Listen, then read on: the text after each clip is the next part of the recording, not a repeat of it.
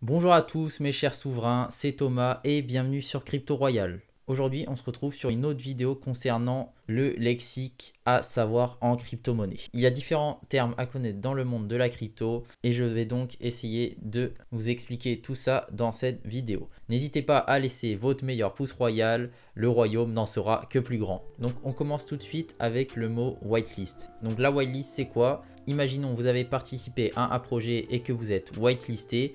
Cela veut dire que vous allez pouvoir participer, cela veut dire que vous avez été sélectionné, donc que vous êtes noté, on va dire, sur la feuille de papier. Donc cela vous permet de participer à ce projet. Un stablecoin, c'est quoi? C'est justement une crypto-monnaie indexée sur le dollar, donc qui ne bouge jamais, qui restera tout le temps à 1 dollar. Donc ça peut être l'USDT, l'USDC, l'UST et j'en passe. Un shitcoin, c'est quoi? C'est un token qui n'a aucune utilité.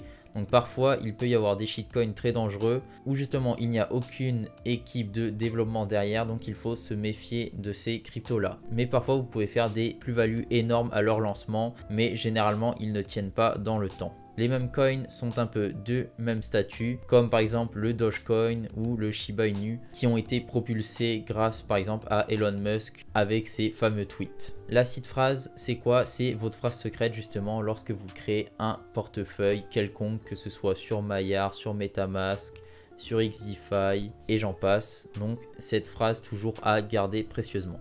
Le rug pull, c'est justement lorsqu'un développeur d'une crypto-monnaie s'en va avec tous les fonds sans laisser aucune trace. Donc ce sont généralement des shitcoins, donc il faut se méfier de ces projets-là et c'est ce qu'on appelle justement un scam. Maintenant, les play to earn, ce sont des jeux où on va pouvoir jouer pour gagner des cryptos, des NFT et d'autres récompenses au fur et à mesure. Il y a différents jeux par exemple comme Axie Infinities, Sandbox où en jouant nous allons pouvoir par exemple gagner des NFT en combattant d'autres utilisateurs en PVP, en PVE. Suite à toutes ces actions vous allez pouvoir gagner des cryptos pour pouvoir racheter des NFT et ainsi de suite. OpenSea c'est une plateforme de NFT justement qui est principalement utilisée avec la blockchain Ethereum. Solana a récemment été listé sur cette plateforme. Les NFT donc ce sont des œuvres numériques qui ont pu bouleverser le monde de l'art. Toutes ces œuvres ont une valeur et sont uniques. L'expression to the moon sont lorsque les prix s'envolent vers la lune, donc lorsque les prix explosent. Les gaz, donc gas fees, correspondent aux frais de transaction que vous allez payer lorsque vous allez réaliser une action sur une blockchain. Ces gas fees vont aussi évoluer en fonction des blockchains que vous utilisez.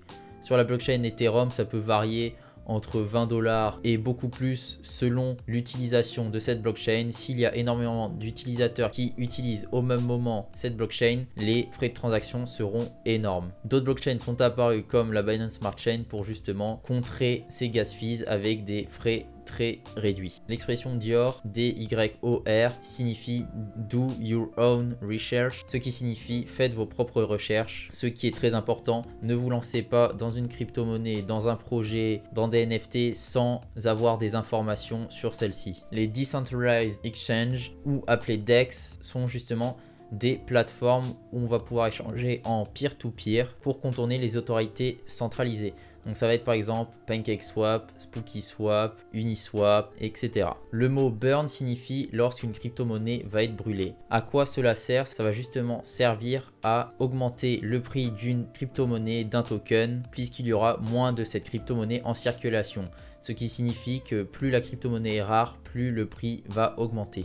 Le mot halving signifie justement une personne qui va investir dans une crypto-monnaie dès son lancement sans s'être informé du projet. Donc justement c'est à éviter puisque lorsque vous ne vous informez pas, vous ne pouvez pas savoir si le projet est fiable, si les développeurs sont productifs, performants et s'ils ne vont justement pas s'envoler avec les fonds de caisse. Un airdrop va justement signifier lorsque une crypto-monnaie ou un NFT va être largué, on va dire, dans votre wallet. Donc justement, si vous allez gagner un NFT ou une crypto-monnaie en ayant participé à un quelconque projet. Une ICO, donc Initial Coin Offering, va être des projets où des levées de fonds vont être effectuées pour que les investisseurs comme nous viennent investir dans leur projet pour lancer leur token, généralement leur crypto-monnaie. Donc cela va nous permettre d'obtenir des crypto-monnaies à prix réduit avant leur listing.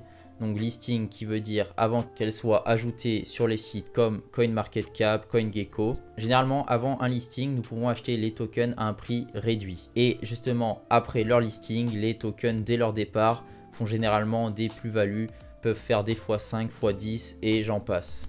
Et voilà, c'est la fin de cette vidéo. J'espère que ce lexique en crypto vous auront donné des réponses. Sur ce, n'hésitez pas à laisser votre meilleur pouce royal, ça me ferait extrêmement plaisir. Et aussi, n'hésitez pas à vous abonner à mes autres réseaux sociaux qui sont disponibles dans la description. Sur ces paroles, n'hésitez pas à vous abonner à la chaîne. Je vous souhaite une agréable journée, que la fortune vous sourie et à la prochaine dans une nouvelle vidéo sur ce sujet qui nous passionne tous, la crypto. D'autres vidéos vont apparaître si cela vous intéresse.